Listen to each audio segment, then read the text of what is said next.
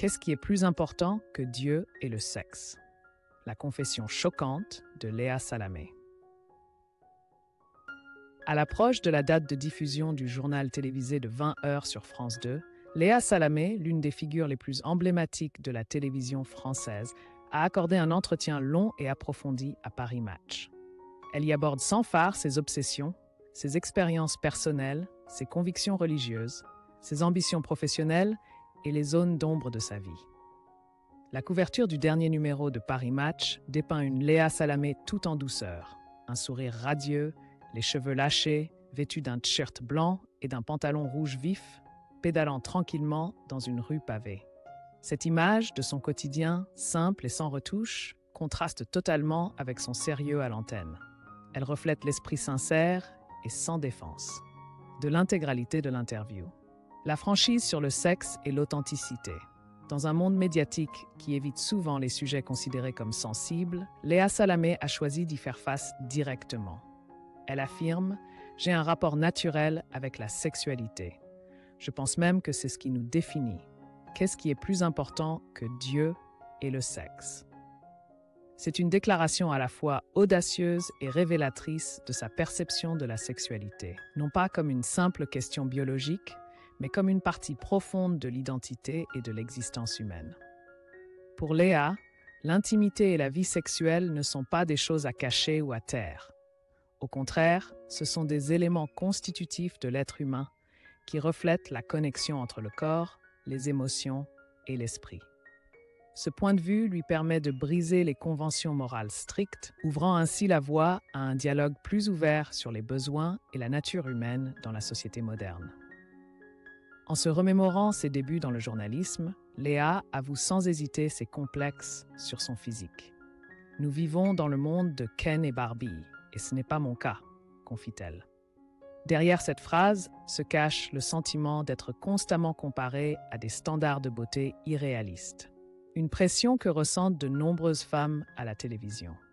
Elle a vécu des années de doute, craignant de ne pas être assez belle pour être devant la caméra. Mais au lieu d'essayer de se transformer en un modèle parfait, Léa a choisi d'apprendre à s'accepter telle qu'elle est. Le succès professionnel a permis de panser en partie ses blessures émotionnelles. Mais surtout, elle a trouvé le moyen de se libérer de la pression de n'être reconnue que pour son apparence. Pour Léa, la valeur d'une présentatrice ne réside pas dans ses mensurations ou dans ses tenues à l'antenne, mais dans sa capacité à transmettre un message, à établir un lien et à susciter la réflexion chez les téléspectateurs. C'est cette nouvelle confiance qui l'a aidé à avancer avec assurance dans sa carrière, tout en devenant un modèle pour de nombreuses jeunes femmes cherchant un équilibre entre leur apparence et leur authenticité. Controverses, blessures et ambition pour le 20h. Née à Beyrouth, Liban, et élevée à Paris, Léa Salamé chérit son héritage culturel. Son père, un self-made man, a donné à sa famille une base solide en matière d'éducation et de valeurs de vie. Je ne renie pas mon passé, mais je sais que la vie peut être très dure. L'argent n'a jamais été un critère de choix de carrière, mais je comprends qu'il peut contribuer au bonheur, même s'il ne fait pas tout. L'une des raisons principales qui a poussé Léa Salamé à accepter de présenter le 20 heures sur France 2 a été une controverse. Dans l'émission Quelle époque, Thierry Ardisson a fait une comparaison choquante entre le camp de concentration d'Auschwitz et la situation à Gaza. Cette déclaration a immédiatement déclenché une vague de réactions virulentes sur les réseaux sociaux et dans l'opinion publique, entraînant de nombreuses critiques contre les participants à l'émission, dont Léa. Accusée d'être antisémite, une accusation qu'elle juge sans fondement, Léa Salamé a été profondément blessée. « J'ai été blessée au plus profond de moi. Il est impossible de m'attribuer de l'antisémitisme », a-t-elle confié. Ce choc lui a fait réaliser que dans une société française de plus en plus polarisée, les médias doivent agir comme un pont et non comme un instrument pour creuser les divisions.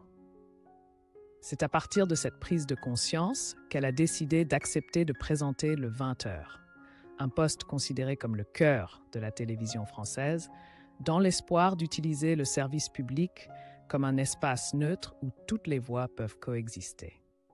Léa Salamé insiste sur le fait qu'elle ne cherche pas à briser les codes ou à révolutionner le format du journal télévisé. Au contraire, elle souhaite y apporter de l'humanité, de la bienveillance et la capacité d'écouter, des qualités que, selon elle, les médias modernes sont en train de perdre.